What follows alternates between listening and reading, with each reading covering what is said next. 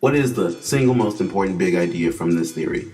The big idea of connectionism is that it is driven by the understanding that decisions are based on rapidly altering foundations. Thus, learning is focused on connecting specialized information sets, and the connections that enable us to learn more are more important than our current state of knowing. Without an effective process, content is irrelevant nonsense. Knowledge as connective networks. According to Cobb and Hill, the starting point for learning in connectivism is when knowledge is actuated through the process of a learner connecting to and feeding information into a learning community. Another big idea is that learning can occur in non-human things, computers, smartphones, once non-thinking to singularities of they can think and they are coming. What factors influence learning? According to Siemens, chaos is a new reality for knowledge workers. It is the breakdown of predictability evidenced in complicated arrangements that initially defy order. And unlike constructivism, which states that learners attempt to foster understanding by meaning-making tasks, chaos states that the meaning exists. According to Downs, in a connectivist instructional environment, students must be able to manage a complex and rapidly changing environment.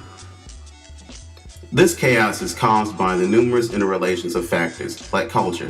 The culture of an individual person is not made up of elemental forms of being indivisible and separate and pure. This culture is a mix of all cultures, that is, the culture of the individual, all related to each other in one way or another, like words in a language are related to each other. How does learning occur? Learning occurs when the learner recognizes and confirms the existence of patterns, which appear to be hidden. Meaning making happens when connections form between specialized communities.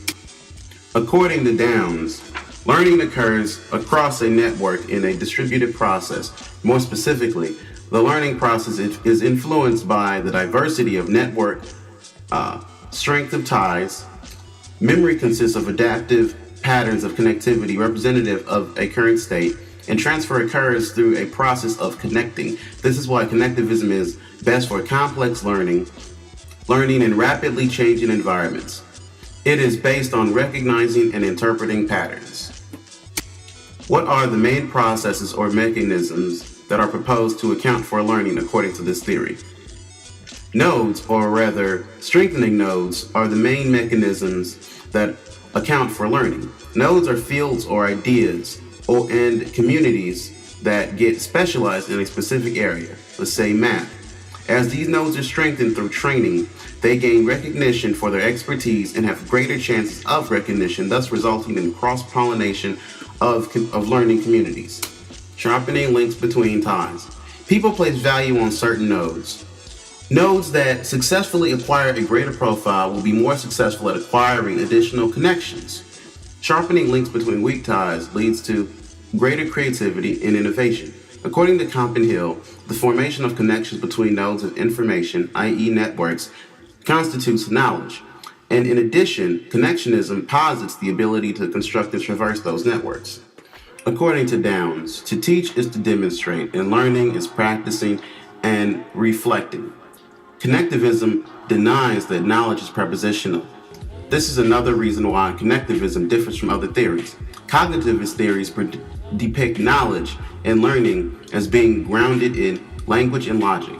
Connectionism depicts knowledge as a set of connections formed by actions and experience. It consists partly in linguistic structures, however, it is not essentially based in linguistic structures. And the properties and constraints of linguistic structures are not properties and constraints of connectivism. According to Comp and Hill, there is no real concept of transference or transferring knowledge, making knowledge, or building knowledge in connectivism. Instead, we conduct practices in order to learn, grow, and develop ourselves in our society in certain connected ways. Memory consists of adaptive patterns of connectivity. In other words, nodes that specialize in a certain area, be it math, social skills, or art, will gain recognition for their expertise and have greater chances of recognition, thus resulting in cross-pollination of learning communities. An example of transfer using connectivism from my past would be when I connected the founder of phenomenology, Edmund Husserl, to the religious existentialist philosopher Soren Kierkegaard. These are very different figures. One was trying to study consciousness and make it more scientific. The other was trying to distance himself from science. Both share a method of belief in the real world. Thus, by buffering that weak time, I came up with a paper. By reinforcing my Husserl and Kierkegaard nodes, I found the link between the two. According to Downs, learning has occurred when 1. The participation gap is overcome. This is the degree to which a person participates in an activity of a network, class participation per se. 2. Dissonance is overcome. This is the degree to which a person works with phrases in a manner that does not create a lack of comprehension. 3. Resolutions are found. This is the number of positive contributions to a network one can make. What types of learning are best explained by this theory? Because connectivism is quite inactivist, I argue that auditory, visual, and kinesthetic learning styles are appropriate because learning is essentially strengthening nodes in a network. I would say that individuals who must navigate chaotic environments will do well with this theory. Individuals in management roles and doctors. What instructional techniques and learners are suggested or prescribed by your theory? According to Downs, teaching consists in modeling and demonstration, and learning consists of practicing and reflecting. This theory is good for lectures and group discussions because the lecture provides an opportunity for the learner to strengthen a node. Group discussions can help the reader strengthen weak ties. What is the present state of the theory? There is little comparative literature about connectivism. The literature that does exist is mixed. Some sources argue that connectivism is not a theory because of its view that knowledge is not propositional. Others claim that it is not new or fully separate from theories like activity theory, which claims that people are embedded actors and that learning has 3 features: the learner, the activity, and the mediating artifacts. Connectivism shares a lot of characteristics with another parent theory, social cognitive theory. According to Bandura, this theory claims that people learn by watching other people, and that knowledge is situated in activity-bound and social and cultural and physical contexts. However, according to Copenhill, connectivism plays a significant role in the development of new learning theories and pedagogies.